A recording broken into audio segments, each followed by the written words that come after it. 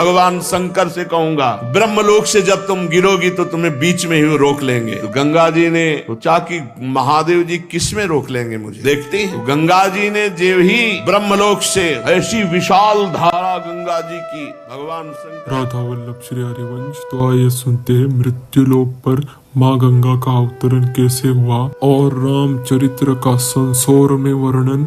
आइए दिव्य तथा दिव्यक तथा भागवती की लीला चरित्र सुनते हैं गुरु जी के मुख से। अंशुमान ने बड़ी नम्रता से कहा, प्रभु मेरे पुरखों का उद्धार कैसे होए जो भस्म हो गए? तो उन्होंने कहा गंगा जल से होगा। यदि गंगा जी कृपा करें और भूतल पे आए और तुम्हारे पुरखों की राख उनमें, तो उनका परम कल्याण हो जाएगा।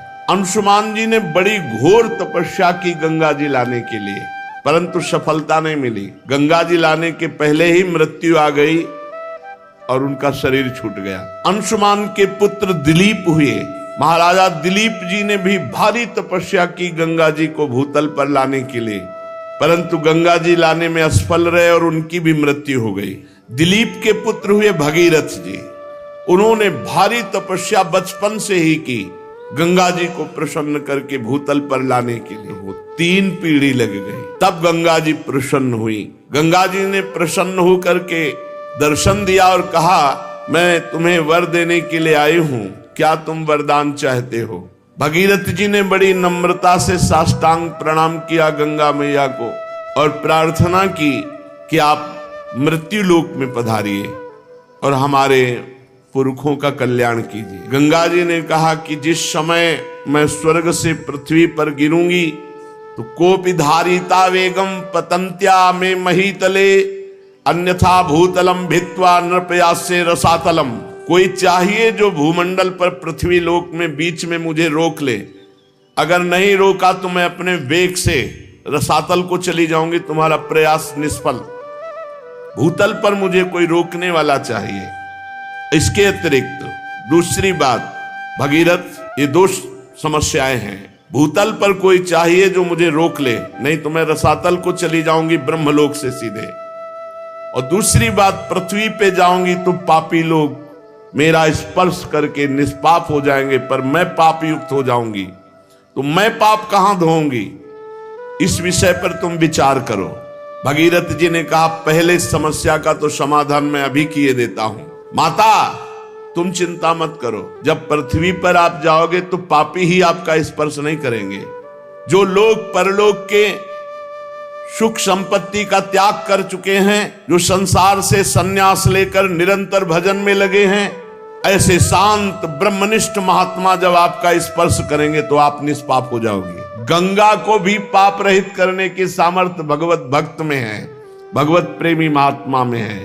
साधवो न्यासिना, जिन्होंने समस्त भोगों का त्याग कर दिया, ऐसे सन्यासी। शांता, जो हर द्वंद्व सहते हैं। ब्रह्मिष्ठा, जो ब्रह्मनिष्ठा वाले।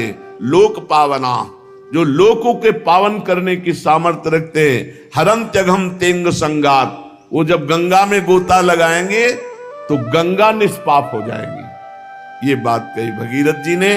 वो अपने अंग स्पर्श से, हे गंगा तुम्हारे पापों को नष्ट कर देंगे, क्योंकि उनके हृदय में अगरूप अघासुर को मारने वाले भगवान श्री कृष्ण का निरंतर चिंतन होने के कारण भगवान वहां प्रकाशित हो जाते हैं। हृदय में भगवान कब प्रकाशित होते हैं? निरंतर चिंतन करने के कारण। और दूसरी बात कि तुम्हारा वेग रसातल में भेद कर चला जाएगा तो नहीं माता, बीच में ही धारयिष्यति ते वेगम रुद्रस्त्वात्मा शरीरिणाम यस्मिन् नोतमिदं प्रोतम विश्वम साटीव तंतुषु।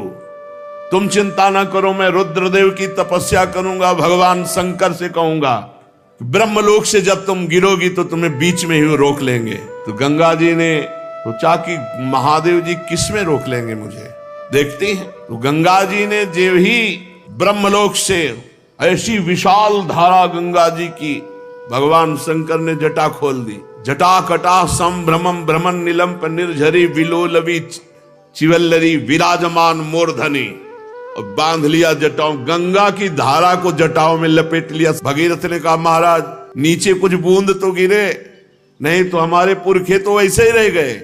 तब एक जटा खोली तो 3 गंगा के स्वरूप हुए अलकनंदा, भागीरथी, मंदाकिनी।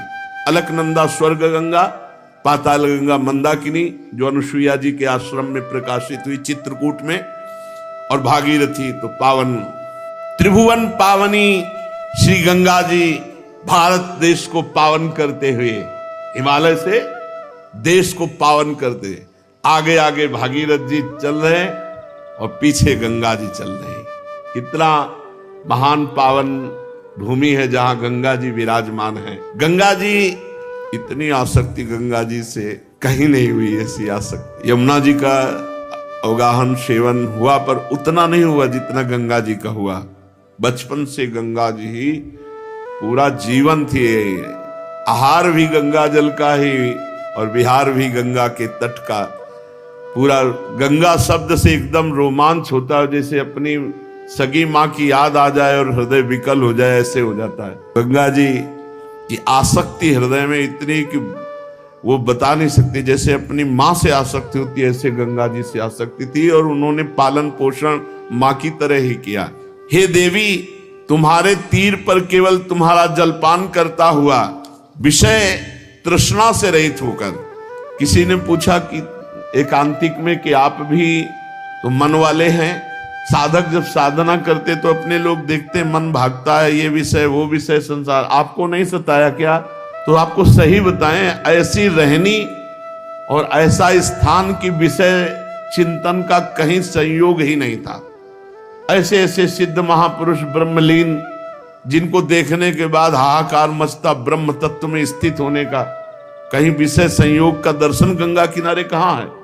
और कभी हरिद्वार की तरफ ऊपर नहीं चढ़े, जहां देखा कि भीड़ वहां नहीं गए, बस किनारा किनारा ही, प्रयाग, तीर्थराज, काशी विश्वनाथ घाटों में, फिर किनारा वापस, यही क्षेत्र ही था, यही क्षेत्र था। हम कहीं जीवन में नहीं गए, किसी भी तीर्थ में, किसी और धाम में नहीं गए। वृंदावन आना था इसलिए चित्रकूट से तो कई दिन चित्रकूट में रुके, नहीं तो कोई तीर्थ नहीं, बस गंगा किनारे जो पड़ते हैं, ब्रह्मावर्त, इलाहाबाद संगम, काशी विश्वनाथ, बस किनारा गंगा जी। गंगा ही हमारा जीवन थी। हे भगवती गंगा, तुम महादेव जी के मस्तक की लीलामयी माला हो। जो प्राणी नित्य तुम्हारे जल कण के अणुमात्र का भी स्पर्श करता है, वो कलि कलंक के भय को त्याग कर दिव्यता को प्राप्त होता है। कलयुग उसका कुछ नहीं बिगाड़ सकती, जो गंगा जल का पान करते हैं। एक बूंद ही चाहे रोज, गंगा जल है कौन? हमारे प्रभु का चरणामृत है, वामन भगवान का। ब्रह्मांड को फोड़कर निकलने वाली महादेव जी की जटालता को उल्लसित करती हुई, स्वर्गलोक से गिरती हुई सुमेरु की गुफा और पर्वतमाला से झड़ती हुई पृथ्वी पर लौटती हुई पाप समूह की सेना को कड़ी फटकार देती हुई, समुद्र को भरती हुई देवपुरी की पवित्र नदी गंगा हमें पावन करे। श्री गंगा जी वरदान है, ब्रह्मद्रव है, मूर्तिमान भगवत स्वरूप है। हम भारतवासियों का कितना सौभाग्य जहां की नदी के रूप में ब्रह्मद्रव, बिल्कुल सच्ची कहते हैं, रोज नया उत्साह, नई एक अगन भगवत प्राप्ति की, तत्वबोध की। कभी ऐसा खान पान विश्राम संसार ये स्मरण की ही वृत्ति नहीं रही। गंगा जी की कृपा से ये स्मरण की ही वृत्ति नहीं थी। त्रिकाल गंगा स्नान, तीनों टाइम सर में डुबकी लगा के, ऐसे नहीं कि ऐसे हाथ पैर धो लिए, ऐसे तीनों बार गंगा जी का स्नान, चाहे सर्दी हो, चाहे गर्मी, चाहे बरसात। तो जब लगन लगती है तब फिर कुछ नहीं सुनाई देता। ये मन तभी आपको, आपके हृदय में अभी लगन नहीं लगी, भगवत प्राप्ति की लगन लग जाए तो ये विषय, अरे ब्रह्मादिक के भोग सब विषम लागत ताई, नारायण ब्रज चंद की लगन लगी ही जाए। ऐसे ही जो गांव के लोगों के 100 फेंक दिए जाते हैं, कुत्ते किनारे लाके ऐसे नोच रहे, वहीं बैठे हैं, वहां भोग सुहाई देगा, भोग चिंतन सुहाई देगा? वहां तो बस हाय हाय मचा। ये शरीर की दुर्दशा, यही हमारे शरीर की दुर्दशा होगी। फिर भगवत तत्व का अगर बोध नहीं हुआ तो मतलब क्या रह गया? वहां यही दृश्य, कहीं चिता में आग लग रही, कहीं कोई हाथ लिए कुत्ता भाग जा रहा है, कहीं कोई टांग घसीट रहा है, यही दृश्य थे। ये दृश्य आग का काम करते हैं वैराग्य के। क्या शरीर है, तो कई कई दिन भूखे रहने पर भी पीड़ा थोड़ी होती थी, हर समय ब्रह्माकार वृत्ति। कैसे कैसे जीवन का परम लक्ष्य प्राप्त होगा, रात दिन। तो ये जो प्राकृतिक कष्ट हैं ये सुख का अनुभव कराते हैं। जैसे योद्धा को जब घाव होता है तो सुख होता है, कायर पुरुष भयभीत होता है, ऐसे जिसका लक्ष्य होता है भगवत प्राप्ति। और गंगा जी वैराग्य में ऐसा पेट्रोल का काम करती है। अगर थोड़ा भी वैराग्य है तो बढ़ा के वैराग्य को बिल्कुल अवधूत बना दे। गंगा जी की अपार महिमा, और यमुना जी की महिमा है कि वैराग्य से अनुराग में डुबा दे, प्रेम में डुबा दे। श्री भगीरथ जी त्रिभुवन पावनी गंगा जी को वहां लेकर के गए जहां उनके पितरों के शरीर राख बने हुए पड़े थे। आगे आगे वो वायु के वेग के समान रथ पर सवार होकर चल रहे, पीछे गंगा जी कलरव करती हुई दौड़ रही, कल कल करती हुई गंगा जी दौड़ रही। इस प्रकार गंगा सागर संगम पर पहुंचकर उन्होंने जले हुए पुत्रों को अपने जल से गंगा जी ने पावन किया।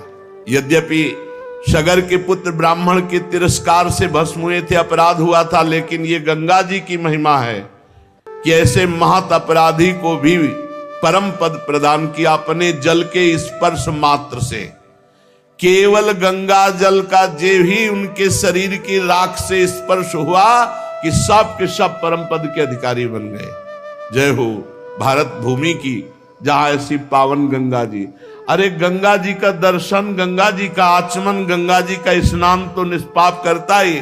अगर गंगा गंगा यो ब्रुयात योजना नाम सतैरपि, गंगा गंगा गंगा ऐसा उच्चारण करे तो 400 कोस दूर से निष्पाप कर देती गंगा जी। जिनके उद्धार का कोई उपाय नहीं, वो भागवत अपराधी सगर के पुत्र परम पद को प्राप्त हुए, ऐसी माता गंगा जी की महिमा है। केवल गंगा स्पर्श मात्र से।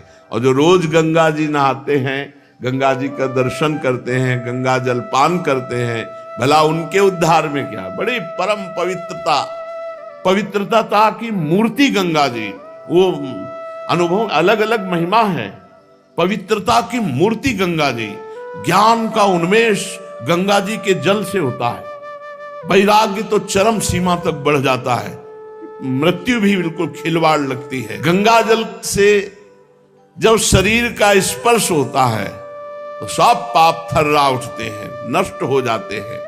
जो लोग श्रद्धा के साथ नियम लेकर गंगा जी का स्नान करते हैं, उनके संबंध में तो कहना ही क्या है। मैं गंगा जी की महिमा के संबंध में जो कुछ कहा है उसमें कोई आश्चर्य की बात नहीं, क्योंकि गंगा जी सर्वाश्चर्य में भगवान के चरण का धोवन है। जिन चरणों का श्रद्धा से चिंतन कर लेने मात्र से बड़े बड़े मुनि निर्मल हो जाते हैं और तीनों गुणों के बंधन को काटकर भगवत स्वरूप बन जाते हैं। ये गंगा जी उन्हीं भगवान का चरणामृत है, चरण धोवन है। ये संसार के बंधन को काट दे, इसमें कौन सी बड़ी बात है। भगीरथ जी के पुत्र हुए श्रुत, श्रुत का नाभ, नाभ का सिंध द्वीप और सिंध द्वीप का अयुतायु, अयुतायु के पुत्र का नाम था ऋतुपर्ण। ये महाराज नल के मित्र थे। नल को पाशा फेंकने की विद्या ऋतुपर्ण ने ही बताई थी और बदले में अश्व विद्या सीखी थी। ये द्वित क्रीड़ा खेलने के कारण महाराज नल बड़ी समस्या में, बड़े संकट में पड़ गए। पीछे महाभारत में नल और दमयंती का पावन चरित्र सुनाया गया था। तो महाराज ये ऋतुपर्ण बहुत द्वित क्रीड़ा में प्रवीण थे। ऋतुपर्ण नल को पासा फेंकने की विद्या और नल ने अश्व विद्या, बहुत विचित्र इन विद्याओं की कलाएं थी। इतनी रफ्तार से रथ हाँक रहे थे कि ऋतुपर्ण का दुपट्टा गिर गया। तो उन्होंने कहा महाराज, सारथी दुपट्टा गिर गया। बोले महाराज न जाने कितने योजन आप आगे आ चुके हो। बोले अभी तो गिरा। बोले महाराज अब तो और कितने आगे आ गए। नल को इतनी विद्या प्रवीण थी कि उन्होंने गणित लगा करके एक चलते हुए रथ से एक वृक्ष में, कि सिहोर का शायद वृक्ष था, किसका वृक्ष था, उसके पत्ते फल सब पूरा गणना बदल। राजा ने कहा नहीं रुको, रथ रोको, हम तुम्हारी अंदाज वाली बात नहीं मानते। बोले महाराज एक पत्ते में फर्क नहीं पड़ सकता। उन्होंने डाल काटी, उतने ही पत्ते उतने ही पुष्प। तब उन्होंने कहा तुम्हारी धन्य है विद्या, तुम कौन हो? तो उनका महाराज मैं हूं तो सारथी ही। बोले नहीं, ये विद्या केवल महाराज नल में पाई जाती है। तो ना आपका रूप है, क्योंकि वो रूप भी नहीं था, करकोटक सांप के काटने से अंतर ध्यान। बड़ा रोचक प्रसंग महाराज नल दमयंती का आज भी आन है कि अगर ऋतुपर्ण राजा और नल करकोटक सांप इनका स्मरण करे तो कलयुग का प्रभाव उसके ऊपर नहीं आएगा। ये कलयुग का ही प्रभाव था। महाराज नल की बुद्धि मारी गई और उन्होंने अपने सर्वस्व को दांव में लगा दिया और महारानी से भारी संकट में पड़े। नल से ज्यादा तो संकट महारानी को हुआ जब छोड़ करके महाराज नल चले। कितना कितना संघर्ष महापुरुषों को। तो ऋतुपर्ण अश्वविद्या सीखी महाराज नल से। ऋतुपर्ण का पुत्र हुआ सर्वकाम। राजा परीक्षित ने पूछा, भगवान हम जानना चाहते हैं कि महात्मा सौदास को गुरु वशिष्ठ जी ने शाप देकर राक्षस क्यों बना दिया? यदि कोई गोपनीय बात ना हो तो गुरुजन अपने शिष्य को बता देते हैं, तो कृपा करके बताइए। श्री सुखदेव जी ने कहा, परीक्षित एक बार राजा सौदास शिकार खेलने गए और उन्होंने राक्षस को मार डाला, उसके भाई को छोड़ दिया। राक्षस ने राजा के इस काम को अन्याय माना और भाई की मृत्यु का बदला लेने के लिए जब उसने देखा कि आज वशिष्ठ जी राजा के यहाँ भोजन करने आ रहे हैं, तो रसोइये का अपहरण कर लिया, तो माया से रसोइये का रूप धारण कर लिया और अभक्ष पदार्थ मांस आदि भोजन में मिलाकर सुंदर भोजन बनाकर वशिष्ठ जी के सामने परोसा गया। तो वशिष्ठ जी भोजन को देख करके जब ध्यानस्थ हुए तो पूरी बात जान गए कि ये तो अपवित्र है। तो उन्होंने क्रोधित होकर राजा को शाप दिया कि तू निमंत्रण करा रहा है मुझे और मुझे अभक्ष पदार्थ परोसा रहा है, ये तेरा काम राक्षसी काम है, इसलिए जा तो राक्षस भाव को प्राप्त हो जा। इसमें महाराज का कोई दोष नहीं था, वो राक्षस रसोइया के रूप में गुप्त रूप से, पर दोष तो राजा का ही, निमंत्रण देने वाले का ही माना जाएगा। इसलिए वशिष्ठ जी ने शाप दे दिया। महाराज कलमसपाद मित्रशह सौदास नाम से पुकारे जाते थे कि जाओ तुम राक्षस भाव को प्राप्त हो जाओ। उन्होंने चरण पकड़ा और कहा, महाराज मेरी इसमें कोई गलती नहीं है। तब उन्होंने कहा ठीक है, 12 वर्ष तो राक्षस रहोगे ही, 12 वर्ष के बाद तुम पुनः अपने स्वरूप को प्राप्त हो जाओगे। तब उन्होंने कहा, महाराज बिल्कुल अपराध न होने पर 12 वर्ष के लिए राक्षस भाव दिया, मैं भी आपको शाप दे सकता हूं। तो उनकी पत्नी ने कहा, नहीं, ये आकाश, ये पृथ्वी, ये दिशाएं सब के सब भगवत स्वरूप है और गुरुदेव सब रूपों में है, गुरुदेव को दंड देना ये कहां की बात? तुम तो अभी राक्षस बन गए, साप तो 12 वर्ष का हो, तुम तो अभी राक्षस बन गए। उनकी पत्नी ने डांट लगाया। तो उन्होंने कहा, मैं जल को कहां छोड़ू? तो उनका अपने पैरों में छोड़ो। इसीलिए उनके पैर काले पड़ गए, तो कलमशपाद नाम से वो पुकारे गए। थोड़ी देर में वो राक्षस हो गए, राजा बिल्कुल राक्षस बन गए क्योंकि वशिष्ठ जी का शाप। अब राक्षस बने हुए जंगल में भूख प्यास से भटक रहे थे। वहां देखा एक ब्राह्मण 9 दंपत्ति मैथुन कर रहे, सहवास कर रहे। भूख लगी हुई थी, पकड़ लिया ब्राह्मण को। ब्राह्मण पत्नी ने कहा, अभी हमारे संतान का योग था और आप राजा हो, आप राक्षस नहीं हो, आप महारथी हो, आपको अधर्म नहीं करना चाहिए, मेरा पति दे दो क्योंकि मुझे संतान की कामना है। लेकिन सांप के वशीभूत उन्हें कुछ सुहाई नहीं दे रहा। खा डाला ब्राह्मण को, जैसे कोई मूरी गाजर खाए ऐसे खा डाला। ब्राह्मण तपस्याशील सद्गुण संपन्न था, राजा सांप के वशीभूत होकर उसे खा डाला। श्रेष्ठ ब्रह्म ऋषि पति का ये वध देख करके उसको और क्रोध आ गया और उसने कहा, मेरे को भी खा, क्योंकि मेरा पति जब ले लिया तो मेरा जीवन किस काम का। बहुत रोने लगी। महाराज ने कहा, मुझे कुछ सुहाई नहीं दे रहा, मेरे अंदर राक्षस भाव जागृत हो चुका है, मैं तुम्हें भी खा जाऊंगा, पर अभी मेरी भूख नहीं लगी, मैं कोई दया करके नहीं छोड़ रहा हूं, मेरी बुद्धि काम नहीं कर रही। वशिष्ठ जी के शाप से मैं राक्षस हो चुका हूं। ब्राह्मणी ने क्रोध करके राजा को शाप दे दिया, अरे पापी, मैं जब काम से पीड़ित थी ऐसी अवस्था में मेरे पति को खा गया, इसलिए जब तू स्त्री सहवास करना चाहेगा तो तेरी मृत्यु हो जाएगी। ये मैं शाप देती हूँ। वो ऐसे ही बेचारे सांप पे परेशान थे और सांप ऊपर। चलो कलयुग में सांप ही नहीं है, बहुत बचत है। 12 वर्ष बीतने के बाद जब तू सांप से मुक्त होगा और अपनी पत्नी के पास जाएगा, उस समय मेरा सांप काम करेगा। अब तो वैसे राक्षस भाव को प्राप्त हुए। अब राक्षस भाव में सांप मिल गया कि गृहस्थी लायक नहीं रह गए। उन्होंने इतना दिमाग काम कर रहा था, ये सांप याद रखा और जीवन में कभी गृहस्थ सुख नहीं होगा महाराज कलमशपाद, इसलिए वो संतानहीन हो गए। 12 वर्ष के बाद वशिष्ठ जी ने संतान प्रदान की। 7 वर्ष तक गर्भ धारण किया, परंतु बच्चे नहीं हो रहा था। वशिष्ठ जी की कृपा से गर्भाधान तो हुआ, पर 7 वर्ष तक बालक नहीं हुआ। तो वशिष्ठ जी ने एक पत्थर उठाया और पेट पर आघात किया। पत्थर को शास्त्रीय भाषा में अस्म कहते हैं। अस्म से चोट करने के कारण वो बालक प्रकट हुआ तो अस्मक कहलाया।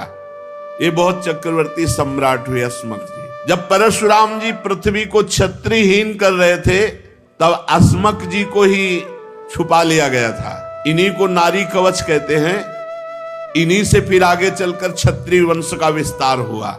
मूलक के पुत्र हुए दशरथ, दशरथ के एडविड, एडविड के राजा विश्वसा, विश्वसा के खडवांग हुए। महाराज खडवांग ऐसे महावीर थे, इन्हें कोई जीत नहीं सकता था। देवताओं की प्रार्थना से दैत्यों का वध किया महाराज खडवांग ने। और जब देवता बहुत प्रसन्न हुए तो पूछा, आपको जो वरदान चाहिए मांग लो। तो खडवांग ने कहा, मेरी आयु कितनी बची है? तो उनका 2 घड़ी 48 मिनट। अरे मेरा जीवन केवल राजकाज में और युद्ध में इतने में जाता रहा। तत्काल अपने मन और इंद्रियों को अधीन किया और 48 मिनट में परम पद प्राप्त किया। खडवांग जी ने 2 घड़ी में, जीवन में जब पता चला कि आयु रह गई इतनी, 2 घड़ी 48 मिनट, तो मन और बुद्धि को खींचकर भगवान में लगा। महावीर तो थे ही वो, और भगवान में स्थित होकर अपने शरीर को त्यागा। 2 घड़ी में परम पद प्राप्त किया। धन्य है उनका जीवन जिन्होंने अपने को भगवान में समर्पित किया है। तीनों लोकों के स्वामी भगवान मुझ पर प्रसन्न है जो मुझे पता चल गया, खडवांग जी सोच रहे। और भोगों की लालसा का त्याग करके जीवन दाता श्री हरि में ऐसे भाव में मगन हुए कि 48 मिनट में परम पद प्राप्त किया। परीक्षित, खडवांग जैसा कोई महावीर चक्रवर्ती सम्राट और 48 मिनट में भगवत प्राप्ति, 48 मिनट में भगवत प्राप्ति। इसलिए उनको तो पता था कि 2 घड़ी बाद मर जाएंगे, अपने को 2 घड़ी का भी पता नहीं। इसलिए हर समय राधा राधा राधा। इन्हीं खडवांग के पुत्र दीर्घबाहु, और दीर्घबाहु के परम यशस्वी पुत्र हुए महाराज रघु, रघु के अज, और अज के महाराज चक्रवर्ती सम्राट दशरथ जी हुए। और दशरथ जी की तपस्या, भजन, उससे प्रभावित होकर परब्रह्म परमात्मा 4 रूपों में प्रकट हुए।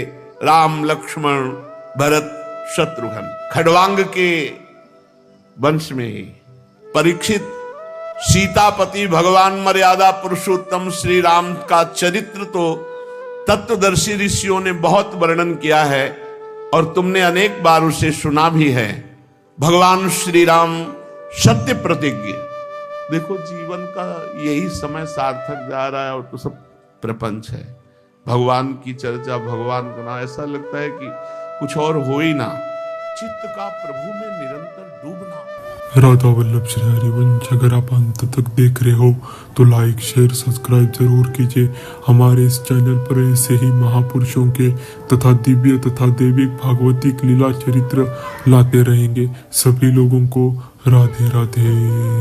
बस ये ऐसा थोड़ी लग रहा है कि कल की चर्चा हो रही है, ऐसा लग रहा है अभी चर्चा हो रही है, अभी प्रभु के साथ। और ये थोड़ी कि राम जी और श्याम जी में कोई अंतर, वही श्याम जी में वही। हमें तो अंतर नहीं दिखाई देता। हमें तो बस अंतर अगर गौर से देखें तो इनकी ग्रीवा सीधी रहती है, तो थोड़ा टेढ़ी रखने बका एक ही बात है। वही राम जी हैं, वही श्याम जी। से चर्चा आगे। श्री राधा वल्लभ लाल की।